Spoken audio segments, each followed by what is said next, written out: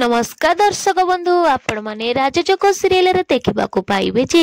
मिता दिया को हक करथिबे सेतिक बेले प्रिया से कि पहुंची जिबे कहे कि बा कि सुंदर दृश्य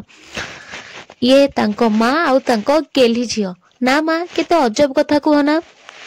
जदि दिया दीदी किछि हेजिबो ना ताले परिवार तांको पाखरे ठिया हेजिबो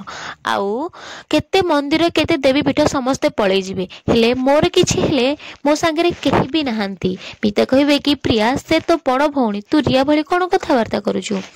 प्रिया कहिबे कि हाँ से मो बड़ भौणी आउ जहा पई आज मो स्वप्न भांगी जाईछि मो बाहाघर भांगी जाईछि दिया दी मु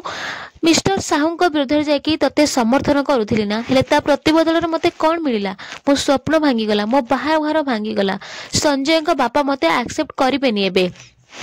दिया कहे कि देख प्रिया मु हूँ तो बड़ भौणी आ मु तोर ख्याल रखी मु तो ध्यान रखी मु तो कथा निश्चय बुझेबी हेले तू टिके टाइम ने एमती तरतर है कि निष्पत्ति नेनी प्रिया प्रिया कहे कि कौन तरतर दीदी तू देखिनु संजय को मु भल पाए आउ से भी मते बहुत भल पाती